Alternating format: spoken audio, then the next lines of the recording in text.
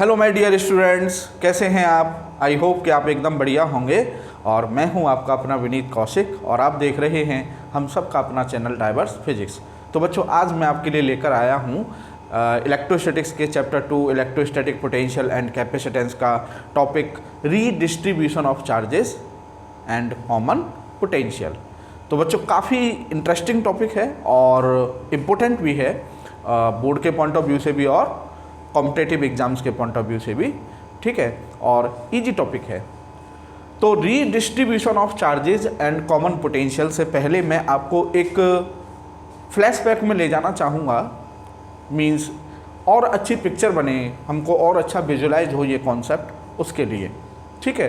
तो बच्चों, अगर आपने 11th में कैलोरीमेट्री पढ़ा हो, हीट एंड थर्मोडायनेमिक्स में कैलोरीमेट्री प्रिंसिपल अगर पढ़ा हो, तो वहाँ पर आपने पढ़ा होगा कि दो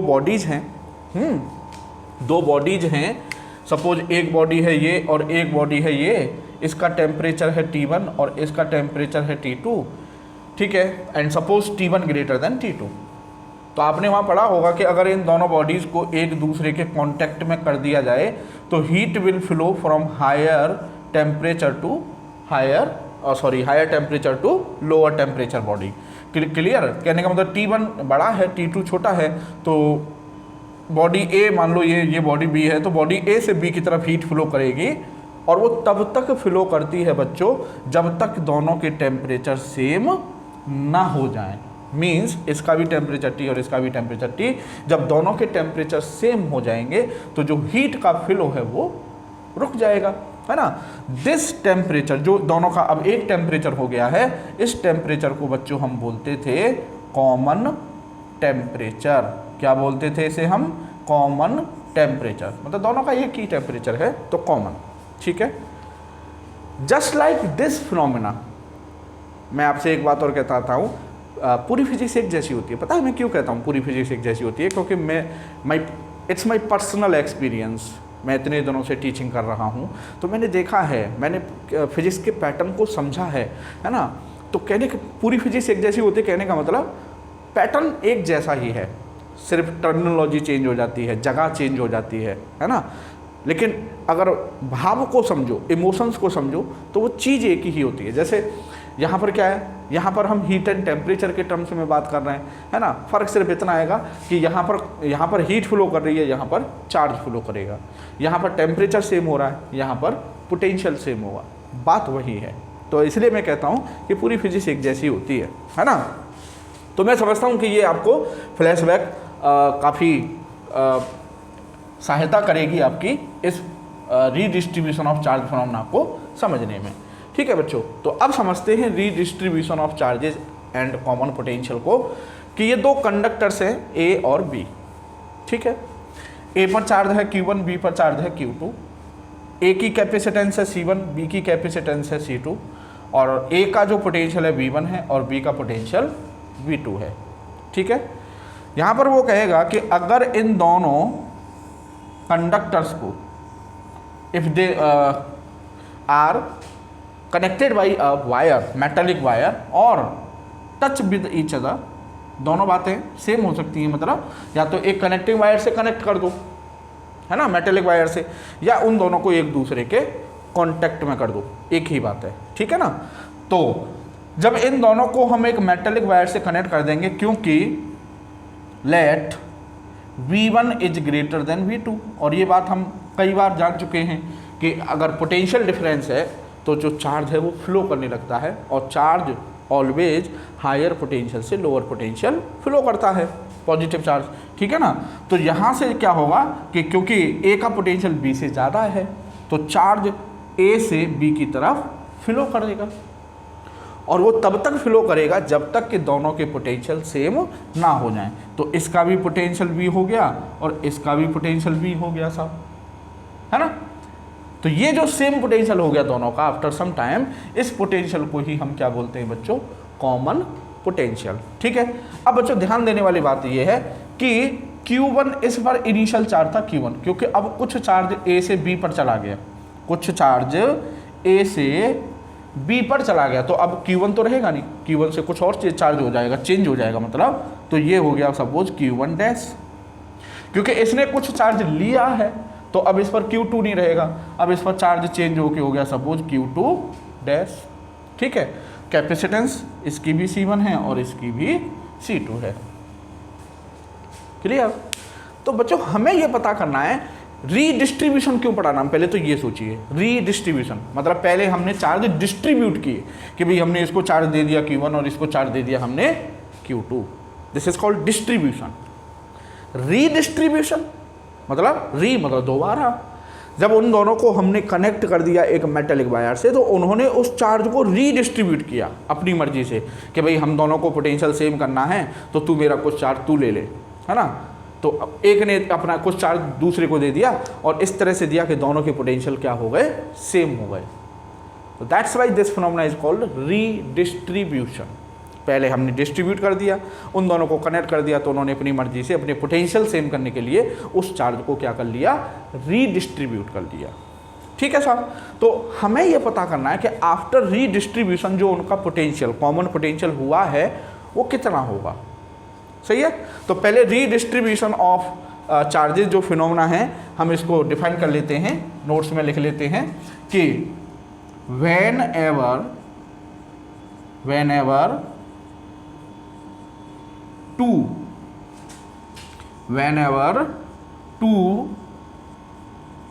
conductors say A and B, ठीक है, whenever two conductors say A and B having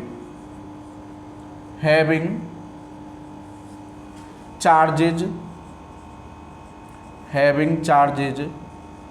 Q1 and Q2 and potentials V1 and V2 are connected through a metallic wire,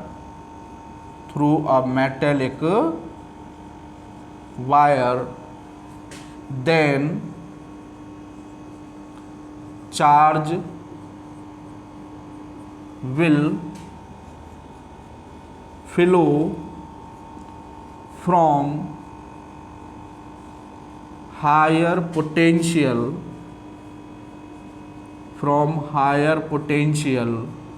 to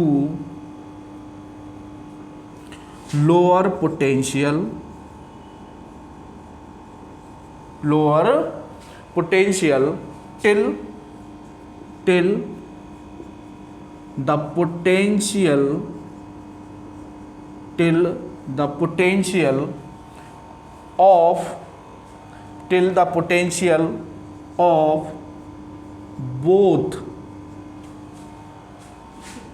till the potential of both ये ए यहाँ पर लिख लीजिए, ठीक है, both conductors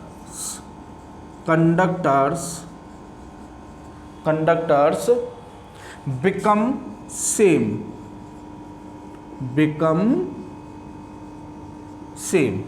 ठीक है साहब। this potential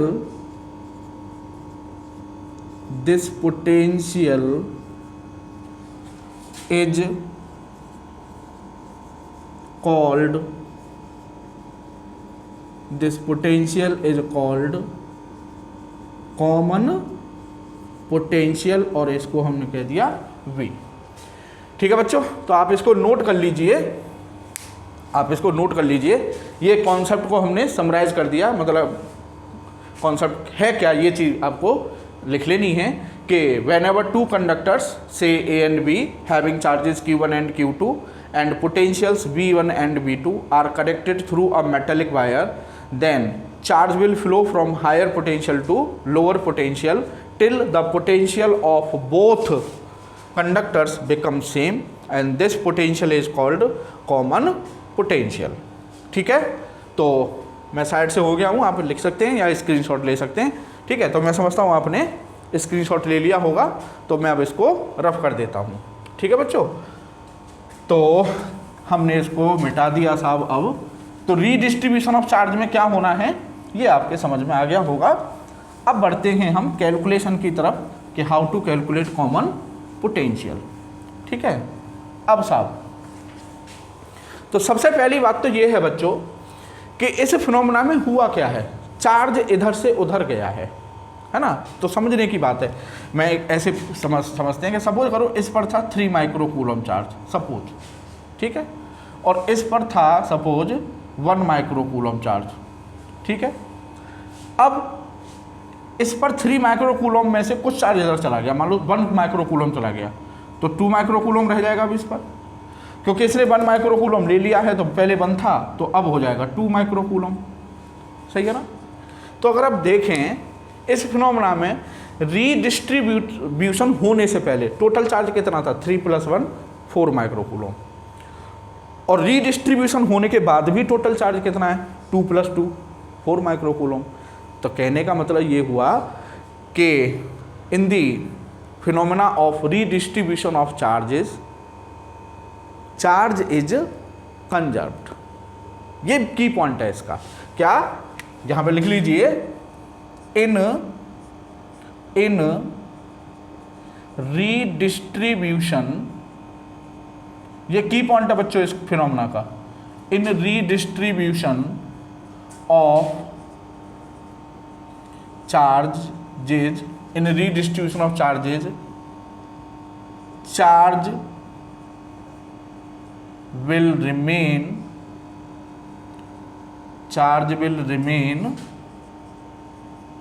conserved।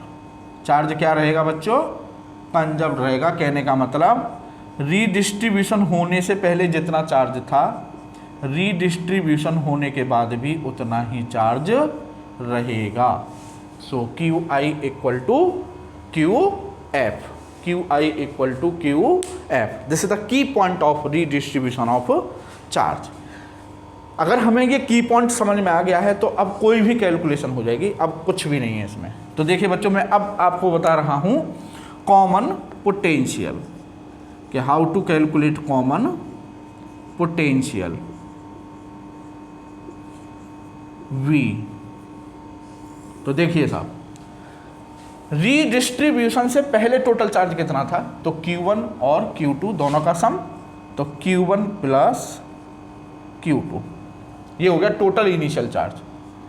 रीडिस्ट्रीब्यूशन के बाद टोटल चार्ज कितना होना चाहिए, Q1 डैश + Q2 डैश, तो Q1 डैश + Q2 डैश, ठीक है साहब।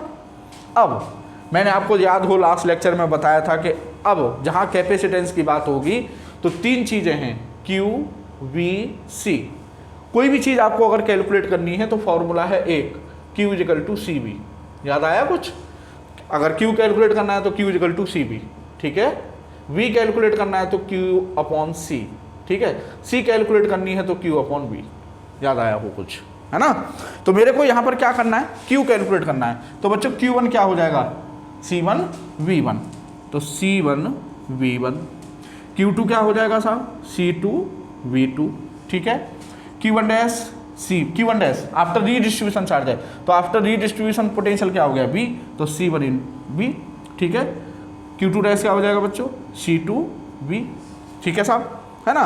अब ये हो जाएगा साहब आपका C1V1 + C2V2, और ये हो जाएगा आपका C1 + C2, और ये हो गया साहब आपका V। कॉमन ले लिया, देखो नाम ही मतलब सिर्फ कॉमन पोटेंशियल, कॉमन आ गया। नहीं, कॉमन कहते हैं ना मैथ में कि ये 2 कॉमन ले लेंगे भाई, कि x कॉमन ले लेंगे, तो V कॉमन आ गया। नाम ही मतलब सिर्फ कॉमन पोटेंशियल, ठीक है ना। तो अब यहाँ से हमारा ये V आ जाएगा बच्चों, V = C1V1 + C2V2 और अपॉन में आपका C1 + C2। लो जी, ये कॉमन पोटेंशियल के लिए फॉर्मूला आ गया। कैसे कैलकुलेट किया, जस्ट हमने कॉन्सेप्ट लगाई कि रीडिस्ट्रीब्यूशन ऑफ चार्ज में चार्ज कंजर्व रहता है, तो रीडिस्ट्रीब्यूशन होने से पहले जितना चार्ज था, रीडिस्ट्रीब्यूशन होने के बाद भी उतना ही चार्ज रहेगा। बस एक छोटी सी ये कॉन्सेप्ट लगाई और हमको कॉमन पोटेंशियल मिल गया, ठीक है। अब बच्चों यहाँ से एक चीज़ और देखिए, भाई C1 V1 हमने किसकी जगह लिखा है, Q1 की जगह पर। C2 V2 हमने किसकी जगह लिखा है, Q2 की जगह पर, है ना। तो इसको हम ऐसे भी तो लिख सकते हैं कि C1 V1 क्या था, Q1, C2 V2 क्या था बच्चों, Q2, और अपॉन में C1 प्लस C2। ठीक है, लो जी, एक फॉर्मूला आपका ये भी बन गया। ठीक है, और इसको हम कैसे कह सकते हैं, Q1 प्लस Q2 क्या है बच्चों, Q1 प्लस Q2 क्या है, टोटल चार्ज, है ना। और C1 प्लस C2 क्या है, टोटल कैपेसिटेंस। तो इसको हम ऐसे भी लिख सकते हैं कि कॉमन पोटेंशियल इक्वल होगा किसके, टोटल चार्ज और अपॉन में आपका टोटल कैपेसिटेंस। लो जी, कैसे भी कर लो, है ना, कोई भी यूज हो जाता है, इसलिए मैं आपको अलग अलग बता रहा हूँ, है ना। कहीं C1 V1 plus C2 V2 ये यूज होगा, कहीं Q1 प्लस Q2, है ना, कहीं ये direct total charge upon total capacitance. ठीक है, तो कॉमन है, फॉर्मूला एक ही है, सब इसी से बन गए, है ना, सब इसी से। आप इसे याद रखें, Q1 plus Q2 upon C1 plus C2, total charge upon total capacitance. बस Q1 की जगह C1 V1 रखना है, Q2 की जगह C2 V2 रखना है। तो ये था बच्चों कॉमन पोटेंशियल की कैलकुलेशन। अब बच्चों बात में से बात निकलती है, तो अब बात में से बात निकालते हैं। ये आफ्टर रीडिस्ट्रीब्यूशन कहानी है। तो आफ्टर रीडिस्ट्रीब्यूशन जो ये Q1 डैश है बच्चों, ये क्या होगा, Q1 डैश इक्वल टू क्या था, C1 इंटू V। ठीक है, C1 इंटू V। और Q2 डैश क्या था बच्चों, Q2 डैश था आपका C2 इंटू V। ठीक है, अब साहब यहाँ से Q1 dash upon Q2 dash क्या हो जाएगा साहब, Q1 dash upon Q2 dash हो जाएगा C1 अपॉन C2। सही है, देखो कितनी गजब की बात निकली ये, क्या निकली कि Q dash is directly proportional to C। और Q डैश क्या है बच्चों, Q डैश मतलब डैश वाले चार्ज कौन से, आफ्टर रीडिस्ट्रीब्यूशन चार्ज, है ना। तो Q डैश क्या है, आफ्टर रीडिस्ट्रीब्यूशन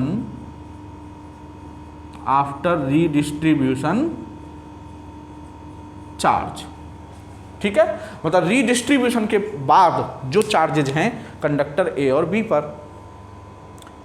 और ये कह रहा है कि Q dash is directly proportional to C, मतलब आफ्टर रीडिस्ट्रीब्यूशन ए और बी जो दो कंडक्टर हैं, इनमें उस कंडक्टर पर ज़्यादा चार्ज होगा जिसकी कैपेसिटेंस ज़्यादा होगी। Q dash is directly proportional to C। आया ना, समझ रहे हैं आप, मैं समझ रहा हूँ, समझ गए ना। आफ्टर रीडिस्ट्रीब्यूशन उस वाले कंडक्टर पर ज़्यादा चार्ज रहेगा जिसकी कैपेसिटेंस ज़्यादा होगी। ठीक है बच्चों, तो ये आपके समझ में आ गया होगा। अब साहब बच्चों बात करते हैं, इसको चाहो तो आप लिख लो, इस पॉइंट को मैं लिख दे रहा हूँ, ये आपने कर लिया होगा, ठीक है ना, ये कर लिया होगा आपने, तो मैं इसको रफ कर देता हूँ। अब साहब तो यहाँ पे लिख देता हूँ मैं इसको, ये पॉइंट इंपॉर्टेंट है। आफ्टर रीडिस्ट्रीब्यूशन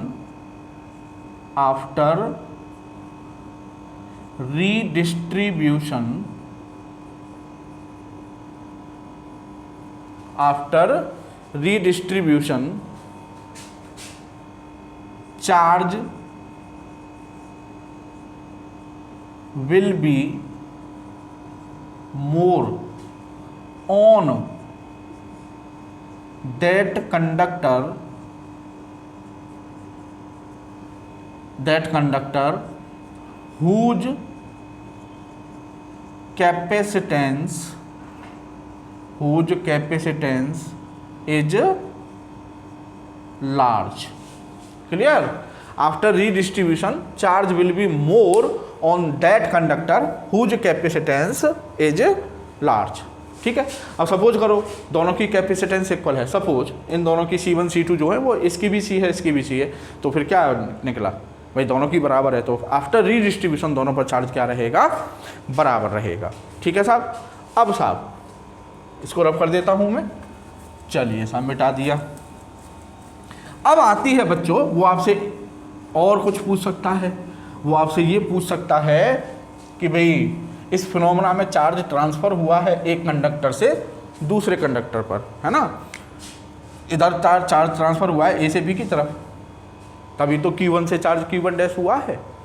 तो वो आपसे पूछ सकता है कि बताओ इस फिनोमेना में कंडक्टर ए से कंडक्टर बी की तरफ कितना क्वांटिटी ऑफ चार्ज ट्रांसफ़र हुआ, कितना चार्ज ट्रांसफ़र हुआ। तो कहने का मतलब आपसे पूछ सकता है वो quantity of transferred charge, quantity of transferred charge. ठीक है साहब, क्वांटिटी ऑफ ट्रांसफर्ड चार्ज। अब ये कैसे पता करें, बड़ा ही सिंपल है ना बच्चों। जब आप घर से, सपोज एक एग्जांपल लेते हैं डे टू डे लाइफ का। सपोज कीजिए कि मम्मी ने 500 रुपये दिए हमें, 500, और बोलेंगे कि भाई जाओ मंडी से सब्जी लेके आओ। तो ये वो हैं आपके जो मम्मी ने हमें दिए 500, ठीक है, जो हमें दिए गए। अब हम पहुँचे मंडी, और मंडी में हमने कि भाई ये सब्जी ये दे दो इतनी, ये दे दो इतनी, ये दे दो। हमने सारी सब्जी ले ली। हमने उसको न ये पूछा कि भाई कितने के हैं, सब्जी कितने की बैठी, है ना। हमने उसको 500 का नोट दिया, उसने भी हमें कुछ पैसे लौटा दिए और वो हमने अपनी पॉकेट में रख लिए। ठीक है, ये वो पैसे हैं जो आपकी पॉकेट में बचे हैं। ठीक है, ये वो पैसे हैं जो पॉकेट में हैं अब आपके।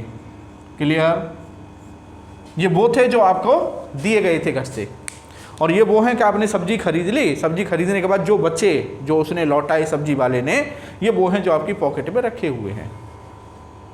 अब बच्चों आप घर पहुँचे तो मम्मी बोली कि हाँ बेटा कितने की सब्जी आई है। अब आपको तो पता ही नहीं है, क्योंकि ना आपने पूछा ना उसने बताया, आपने पैसे दिए उसने लौटा दिए। तो आप कैसे पता करेंगे कि भाई मैं कितने की सब्जी लेकर आया।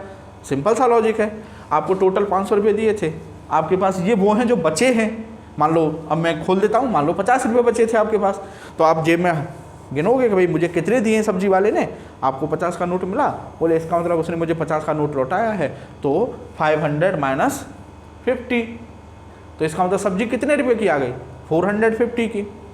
तो सिंपल सी बात है, ट्रांसफर चार्ज कैसे निकालूंगा कि मेरे पास टोटल चार्ज कितना था पहले ए पर, Q1, आफ्टर रीडिस्ट्रीब्यूशन कितना बचा उस पर, Q1 डैश। तो कितना चार्ज ट्रांसफर हो गया होगा, Q1 में से Q1 डैश को सबट्रैक्ट कर दूंगा, तो मुझे ये पता चल जाएगा कि इतना चार्ज ट्रांसफर हो गया। ठीक है, तो quantity of transfer charge equal होगा सबके किसके, Q1 माइनस Q1 डैश। बहुत सिंपल होती है बच्चों फिजिक्स, बशर्ते कि आप उसको इमोशंस के साथ पढ़ें, ठहर के पढ़ें। ठीक है, भागना नहीं है, भाग के पढ़ोगे तो कुछ नहीं है, फिर तो वही बस, फिर कुछ नहीं मिलना। ठीक है, Q1 माइनस Q1 डैश। अब Q1 की बात आ रही है, मुझे को Q1 रखना है, और मैंने आपको 100 बातों की एक बात बता दी है कि कहीं Q1 की ज़रूरत है, C की ज़रूरत है तो Q अपॉन C की ज़रूरत है तो Q अपॉन V। तो Q1 क्या हो जाएगा बच्चों, C1 V1, Q1 dash C1 V, Q1 dash C1 V। ठीक है, अब साहब C1 V1 माइनस C1, अब V क्या है, कॉमन पोटेंशियल मैं जानता हूँ, तो कॉमन पोटेंशियल अभी अभी निकाला है मैंने, क्या था, C1 V1 plus C2 V2 और अपॉन में C1 प्लस C2, ये मैंने रख दी कॉमन पोटेंशियल की वैल्यू। ठीक है साहब, अब साहब ये हो जाएगा आपका C1 square V1 plus C1 C2 V1। ठीक है, एलसीएम ले लिया मैंने, C1 plus C2 minus C1 square V1 minus C1 C2 V2। ठीक है साहब, और अपॉन में हो जाएगा बच्चों आपका C1 प्लस C2। अब जरा देखना कुछ कट पिट रहा होगा, तो लो कट गया, ये C1 स्क्वेयर V1 और C1 स्क्वेयर V1। ठीक है, ये C1 C2 और ये C1 C2 कॉमन आ जाएगा, तो ये आ गया साहब आपका C1 C2 कॉमन ले लिया मैंने, तो V1 माइनस V2 और अपॉन में आपका C1 प्लस C2। तो ये आ गई साहब आपकी क्वांटिटी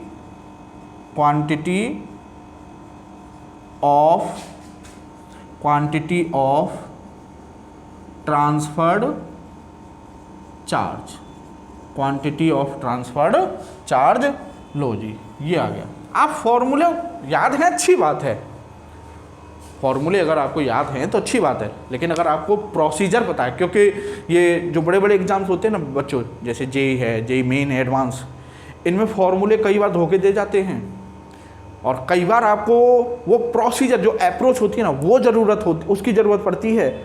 मतलब जैसे क्वांटिटी ऑफ ट्रांसफर चार्ज में आपको अप्रोच पता होनी चाहिए कि हम quantity of transfer charge calculate कैसे करते थे, है ना, कि Q1 में से Q1 डैश को घटा देते थे तो क्या आ जाता था, हमारा ट्रांसफर चार्ज आ जाता था।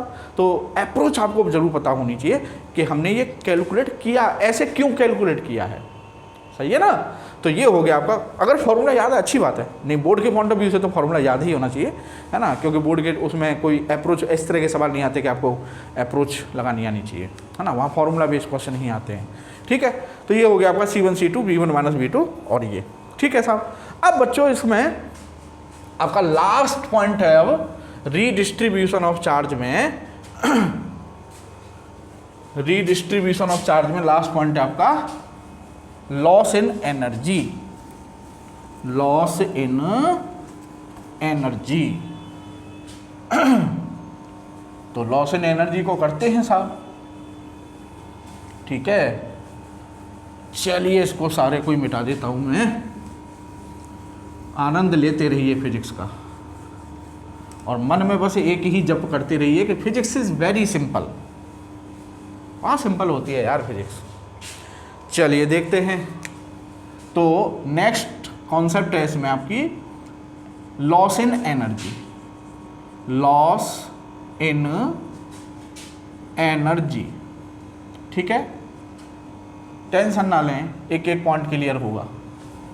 तो लॉस इन एनर्जी में क्या है साहब कि वही ये कंडक्टर है साहब, एक कंडक्टर ये है, ठीक है, इसकी कैपेसिटेंस C1 है, पोटेंशियल V1 है, C2 V2 Q1 Q2, ये A ये B।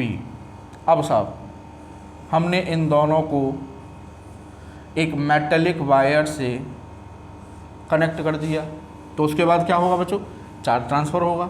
आफ्टर ट्रांसफरिंग चार्ज इस पर चार्ज हो गया Q1 डैश, इस पर चार्ज हो गया Q2 डैश, है ना, इसकी कैपेसिटेंस C1, इसकी कैपेसिटेंस C2, उसके बाद पोटेंशियल कॉमन हो जाता है, इसका पोटेंशियल B, इसका पोटेंशियल B, ये A और ये B, ठीक है साहब। तो बच्चों सबसे इसने तो हेडिंग डाल दी, है ना, और उसने पहले ही बता दिया कि भैया इस फिनोमेना में एनर्जी का लॉस होगा और वो कितना होगा ये बताओ। नहीं, हमें पहले ये पता करना है कि भाई तेरे को कैसे पता चल गया कि इस फिनोमेना में एनर्जी का लॉस हो रहा है। वो तो बाद की बात है कि एनर्जी ये पता चलना चाहिए ना पहले तो हमें कि हाँ भाई यार इस फिनोमेना में एनर्जी का लॉस हो रहा है, तो वो तो बाद की बात है कि कितना हो रहा है, अब ये कैलकुलेट करते हैं, है ना। तो हम दोनों काम कर लेंगे एक साथ ही, है ना। तो बच्चों पहले तो हम ये रियलाइज़ करेंगे कि हाँ वाकई रीडिस्ट्रीब्यूशन ऑफ चार्ज, ये जो फिनोमेना है, इस फिनोमेना में एनर्जी का लॉस होगा, है ना। तो देखिए सबसे पहले तो ये समझिए, ये एक चार्ज कंडक्टर है, और लास्ट लेक्चर में आपको यही बताया गया है कि अगर कोई कंडक्टर चार्ज है, अगर किसी कंडक्टर को हम चार्ज करते हैं तो उसे चार्ज करने के लिए हमें वर्क करना पड़ता है, और वो वर्क उस कंडक्टर में पोटेंशियल एनर्जी की फॉर्म में स्टोर हो जाता है। तो ये कंडक्टर चार्ज है, ठीक है, तो इसमें पोटेंशियल एनर्जी होगी, है ना, मान लो U1, ये भी कंडक्टर चार्ज है तो इसमें भी पोटेंशियल एनर्जी स्टोर होगी U2, है ना। ये भी कंडक्टर चार्ज है अभी, लेकिन अब चार्ज चेंज हो गया तो इसकी पोटेंशियल एनर्जी हो जाएगी U1 डैश और इसकी पोटेंशियल एनर्जी हो जाएगी U2 डैश, ठीक है। अब बच्चों ये रीडिस्ट्रीब्यूशन से पहले टोटल एनर्जी कितनी है, तो UI मतलब रीडिस्ट्रीब्यूशन से पहले टोटल पोटेंशियल एनर्जी, तो U1 प्लस U2, भाई दोनों का ऐड, तो U1 प्लस U2। अब U के लिए मैंने आपको फॉर्मूले ड्राइव किए थे, तो क्या था U का फॉर्मूला, हाफ CB स्क्वायर, तो C कितनी है इसकी C1, V कितना है V1, तो half C1 V1 square plus half C2 V2 square, ठीक है साहब। ये हो गई साहब हमारी इनिशियल टोटल एनर्जी। कोई दिक्कत? कोई दिक्कत नहीं, ठीक है साहब। अब आफ्टर रीडिस्ट्रीब्यूशन टोटल एनर्जी, तो यूएफ हो जाएगी साहब हाफ, यूएफ हो जाएगी U1 dash plus U2 dash, है ना। तो U1 डैश हो जाएगी हाफ C1 V स्क्वेयर, क्योंकि आफ्टर रीडिस्ट्रीब्यूशन पोटेंशियल क्या हो गया common V, plus half C2 V square. सही है साहब, ये हो गई साहब हमारी after redistribution total energy. Clear? अब बच्चों देखो बहुत सिंपल सा मैथ है, अगर इस फिनोमेना में एनर्जी का लॉस नहीं हुआ सपोज, तो कहने का मतलब जितनी एनर्जी रीडिस्ट्रीब्यूशन से पहले होगी उतनी ही एनर्जी रीडिस्ट्रीब्यूशन के बाद होनी चाहिए। तो कहने का मतलब इनिशियल एनर्जी और फाइनल एनर्जी बराबर होनी चाहिए थी। जब इसमें से इसको अगर हम सब्ट्रैक्ट करेंगे तो वो जीरो आना चाहिए। अगर ऐसा है तो इस फिनोमेना में कोई एनर्जी लॉस नहीं होगा, है ना। तो चलो हमें लॉस पता करना है ना, तो अगर ये दोनों बराबर होंगी तो जीरो आ जाएगा, है ना। तो डेल्टा यू इक्वल टू क्या हो जाएगा you I minus U F, ठीक है। तो डेल्टा यू आई की वैल्यू रख देंगे तो half C1 V1 square plus half C2 V2 square, ठीक है साहब। ये हो गई टोटल इनिशियल एनर्जी माइनस, तो half C1 V square minus plus half C2 V square, ठीक है साहब। क्लियर? अब साहब इसमें से हाफ और आपका हाफ C1 हाफ कॉमन ले लेते हैं, सही है ना। तो इसमें से जब हम हाफ कॉमन लेंगे बच्चों, तो हाफ कॉमन ले लिया तो ये बचेगा आपका साहब C1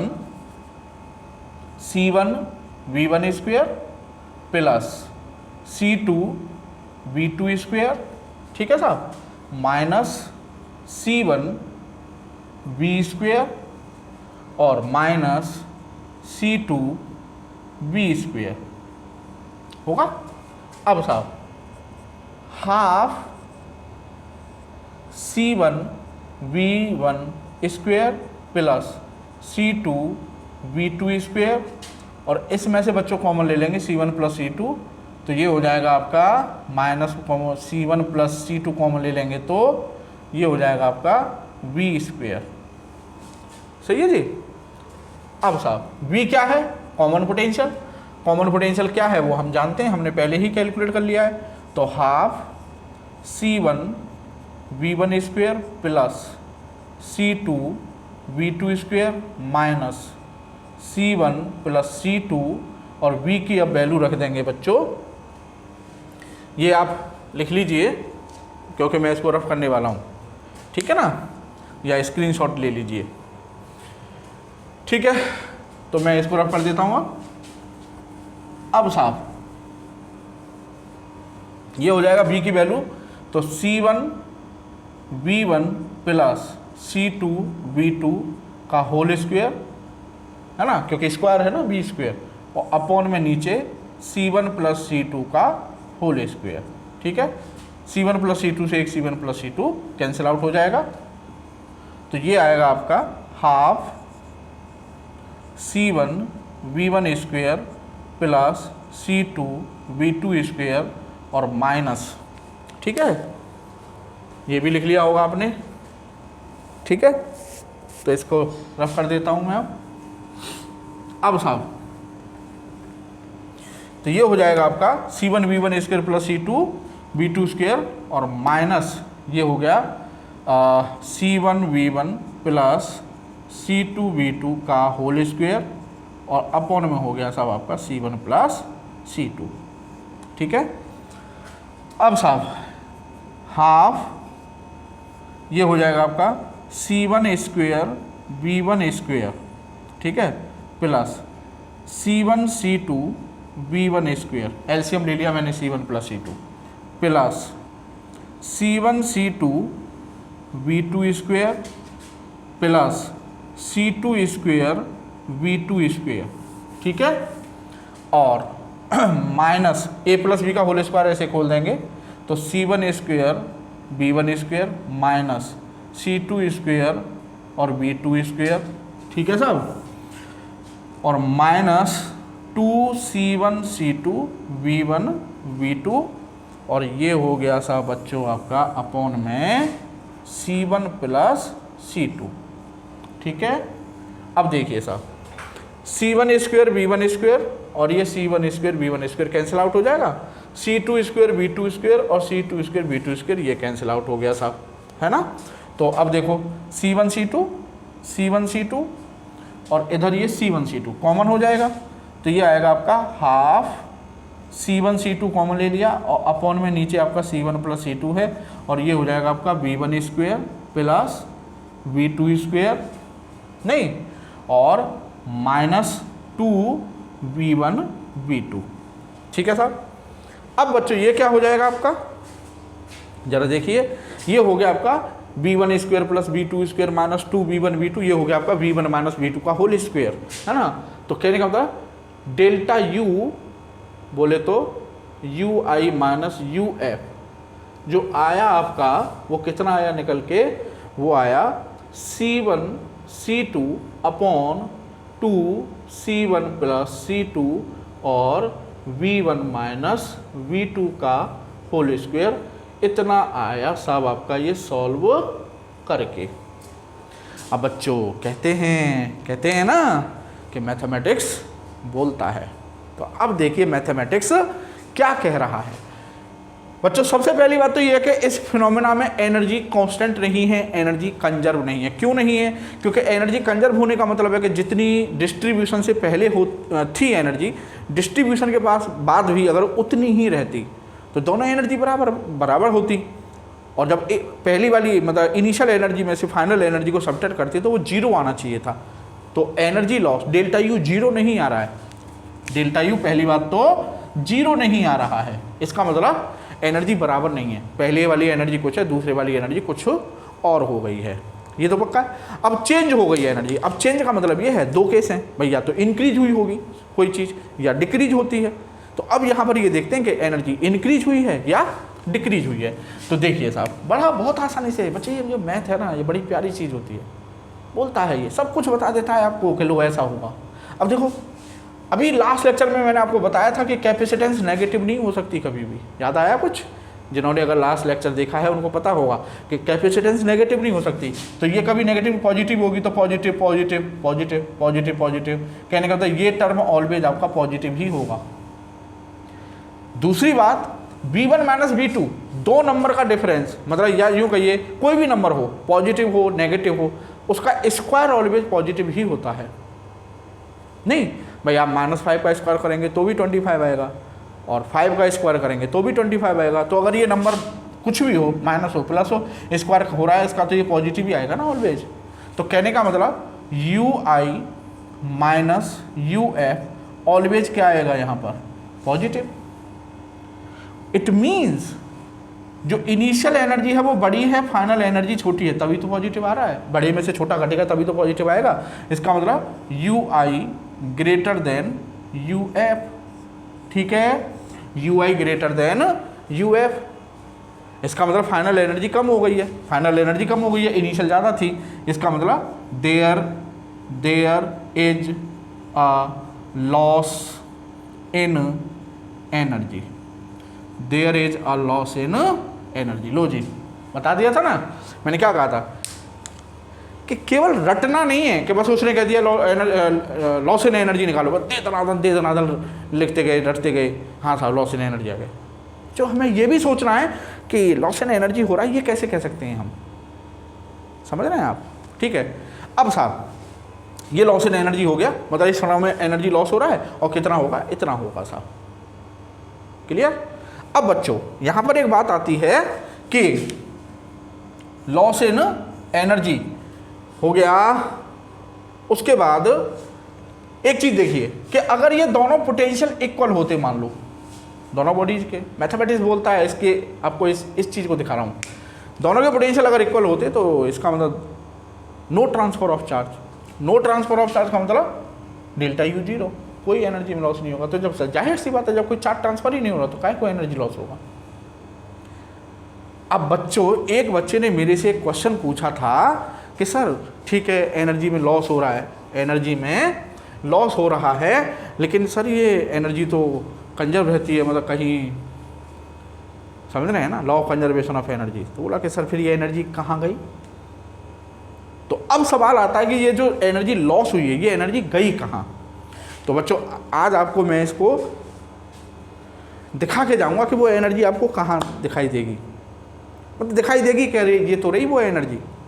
देखिए आपने देखा होगा बैटरी होती है घर में, बैटरी, ठीक है, इन्वर्टर जिनसे लगा रहता है, और आपने ये खेल मोस्टली सबने किया होगा कि एक जैसे तार लेते हैं हम, तार, और बैटरी में दो टर्मिनल होते हैं, तो एक टर्मिनल से तार लगाया और दूसरे से हम उसको ऐसे स्पार्किंग कराते हैं। देखा होगा आपने, देखा है, चिटर चिटर की आवाज़ आती है, उस खेल सबने किया होता है। तो बच्चों वो क्या था वहाँ पे, वो रीडिस्ट्रीब्यूशन ऑफ चार्ज ही तो हो रहा है कि पॉजिटिव नेगेटिव दो टर्मिनल हैं, एक टर्मिनल का पोटेंशियल ज़्यादा है, एक का कम है, हमने उनको एक मेटेलिक वायर से कनेक्ट कर दिया, तो redistribution of charge will takes place.